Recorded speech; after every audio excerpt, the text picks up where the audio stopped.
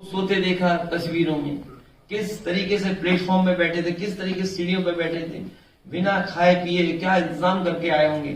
सोचो कितना परेशान किया आपने, किससे उधार लेकर के आए होंगे। ये गरीब बच्चे हैं, गांव के बच्चे हैं। इसीलिए मैंने कहा कि जब अग्निवीर व्यवस्था लागू हुई है उससे पहले भारतीय जनता पार्टी ने डेटा का एनालिसिस की कि आखिरकार फौज में कहां के बच्चे भर्ती होते हैं। फौज में सभी बच्चे गांव के भर्ती होते हैं। वो मान गए कि इनके भर्ती होने से उनकी आर्थिक स्थिति बेहतर होती है, उनके घर परिवार में खुशहाली आती है। इसीलिए उन्होंने जानबूझ करके पक्की नौकरी खत्म की, अग्निवीर टेम्पररी नौकरी लेकर के आए, क्योंकि उनका टारगेट है कि गांव के बच्चे ना आगे बढ़ जाएं, उनका परिवार ना पढ़ जाए, आगे बढ़ जाए। और यही पुलिस के साथ इन्होंने किया। क्या जरूरत थी वर्ल्ड रिकॉर्ड बनाने की? आप हर साल भर्ती क्यों नहीं कर रहे हैं? आप हर 6 महीने में क्यों भर्ती नहीं कर रहे? आप कैलेंडर निकालिए, भर्ती करिए 6 महीने में।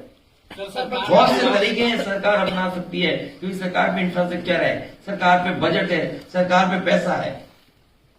अध्यक्ष जी, एक पत्रकार जो थे राजेश साहू के ऊपर सरकार ने एफआईआर भी की थी। उन्होंने 2-2 लाख रुपए में नौकरी बेचने वाले दलालों का स्कैंडल किया था। उनके सरकार ने एफआईआर कर दी। वीडियो आया था जिसमें भारतीय जनता पार्टी का ही वो पदाधिकारी था या सदस्य था जो इस तरह से पैसा वसूल रहा था, जो पकड़ा गया था। उस पत्रकार पे एफआईआर भी हुई। वो इसलिए हो गई क्योंकि सरकार अपना छिपाना चाहती। जो सरकार प्रेस के लोगों पर दबाव बनाई वो लुटाने सरकार है। इसीलिए मैंने कहा कि सरकार दे रही है दाना, फिर गाओ उसका गाना। कि जब समाजवादी सरकार में बहुत जल्दी नौकरी देनी थी और कई बार परीक्षा देने में और परीक्षा का पूरा कराने में बहुत समय चला जाता है, उस समय फैसला लिया गया था कि मेरिट पर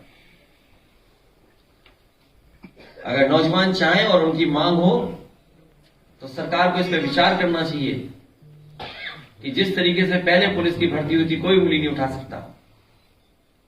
समाजवादी सरकार में जो भर्ती हुई थी उसमें किसी ने उंगली नहीं उठा सकी, कोई उंगली नहीं उठा पाया और मेरिट के पर भर्ती कर दी थी। हाई कोर्ट, सुप्रीम कोर्ट तक लोग गए थे उस भर्ती को रुकवाने के लिए, लेकिन सुप्रीम कोर्ट से भी वो क्लियर होकर के आई थी और भर्ती हुई थी। अगर 60,000 बच्चों का भविष्य का सवाल है और सरकार 6 महीने बाद परीक्षा कराएगी, अब कई महीनों बाद परीक्षा कराएगी, सरकार के पास वो नियमावली बनी रखी है पूरी।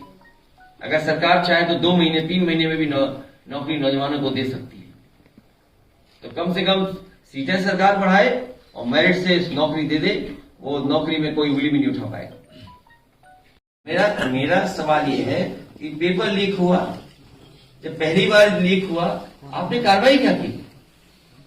अगर आप पहले ही कार्रवाई कर देते तो शायद इन परिस्थितियों का सामना हमें नहीं करना पड़ता। और फिर जितने भी पेपर लीक हुए हैं वो आखिरकार किस एजेंसी पे जा रही है जांच के लिए? ये तो फिर सरकार से आपको पूछना चाहिए। हम तो सरकार में नहीं है ना। नकल माफियाओं पे कुछ कहेंगे आपके कि नकल माफियाओं के कारण ही लगातार जो पेपर लीक की समस्या सामने आ रही है? देखिए, सबसे बड़ी बात है कि परीक्षा जो पेपर लीक हुआ है 60 लाख के लगभग कोई मामूली नंबर नहीं है। इतनी तो देशों की आबादी भी नहीं होती है। सोचिए उनके भविष्य के साथ खिलवाड़, आप उनके भविष्य के साथ क्यों खिलवाड़ कर रहे हैं? और ये सोचिए समझी रणनीति है भारतीय जनता पार्टी की कि लोगों को निराश करो, लोगों को दुखी करो।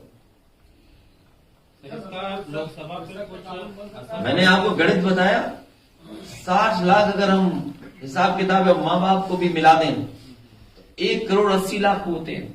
और 1 करोड़ 80 लाख को अगर हम डिवाइड कर दें 80 से लोकसभाओं से तो 2,25,000 गिनती आती है। तो भारतीय जनता पार्टी का हर लोकसभा में इतना वोट इनके खिलाफ पड़ने जा रहा है, तो भारतीय जनता पार्टी का क्या होगा सोचिए।